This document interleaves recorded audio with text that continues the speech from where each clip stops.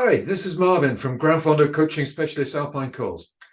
Well, the route for the 2024 Etape du Tour was announced on Wednesday last week. And as I promised in my first look video, I went down to Nice and checked it out on Saturday.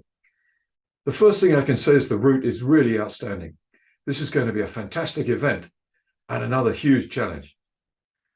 I can absolutely guarantee that exactly as in previous years, literally thousands of participants will be unable to finish. So if you'll forgive the brief advert, let me tell you that every single person who has attended one of our coaching camps has always finished their etape and has often done way better than they expected. As usual, we're running several coaching camps in 2024, including one in June specifically dedicated to the Etape du Tour. Go to our website www.alpinecols.com for full details and to sign up. Hurry though, because places are strictly limited. Okay, so let's get to the route itself. The first 15 kilometers to get through and out of Nice will be very fast. It's a gentle false flat on a wide road until the Col de Nice. This is only 4.5 kilometers, but the last two of them have a nasty sting at close to 9% and then 7%. There's actually a question mark over the route here, as the official GPX track shows it to go via Blausask, off to the right.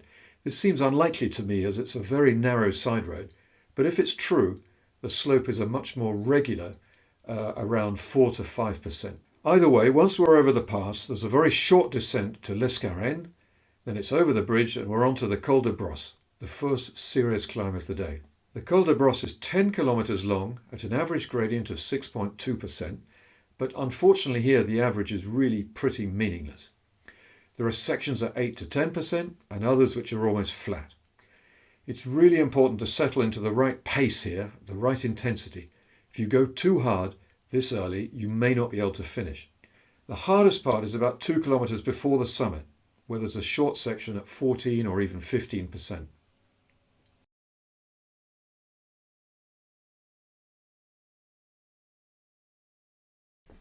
Once over the top, there's a fast descent with 3 sets of switchbacks and at least 30 serious corners. Inexperienced descenders could easily come unstuck here. I can't emphasize too much how important it is to learn to descend fast and safely to ride the etape. With over 14,000 participants, you will always be surrounded by other riders. It's one thing to be able to descend slowly by yourself, but quite another to do it in race conditions. The good news is that with good coaching, you can improve very fast, because it's all about technique. Descending is a key skill we teach, and if you come to our June camp, we'll even teach you on these exact roads.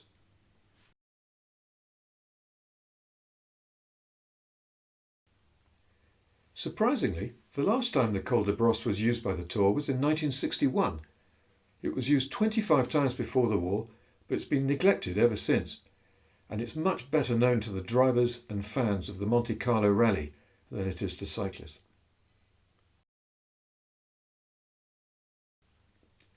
The final part of this descent is a very quick wiggly section which brings us into Sospel, and then there are 3 easy kilometers before starting up the Col de Turini. The climb to the Col de Turini is really in 2 parts. The first 12 kilometers takes us up the Gorge du Pion to Moulinet.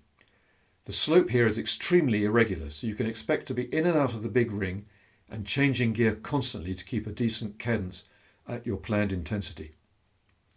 There's what looks like a section of the Great Wall of China at the end of the gorge, and then the slope becomes much more regular, between 6 and 8% for the last 15 or so hairpin bends to the Col de Turini. The total climb adds up to 24 kilometers and 1,250 meters of vertical.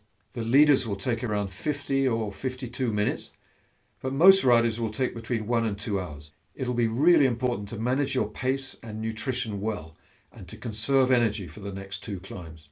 Once over the Turini, the descent is very long, over 15 kilometers, and full of traps for the unwary or imprudent.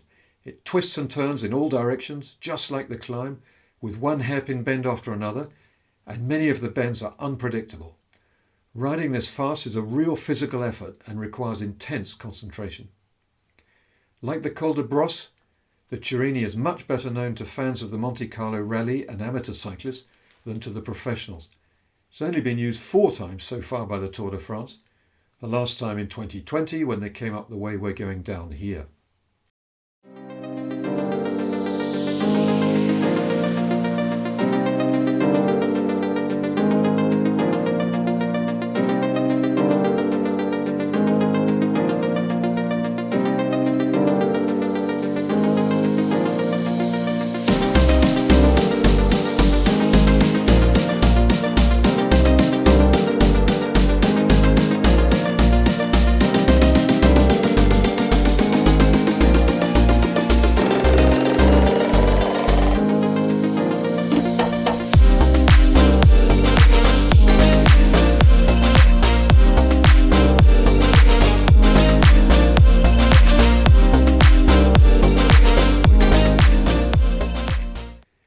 Near the bottom you go through the village of La Bolène-Vésubie, one of the many hilltop villages in the region.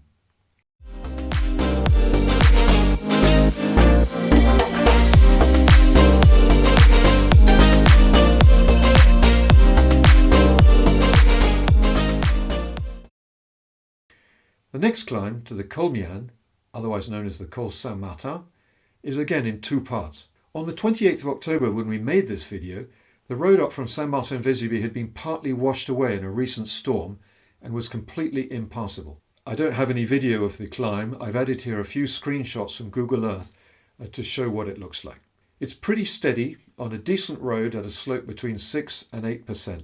The only real difficulty will be the fact that it's the 3rd major climb of the day, and it will almost certainly be very hot. Once again, it will be essential to manage your energy and keep drinking. The descent is even longer than the Turini, but with fewer bends, so much easier.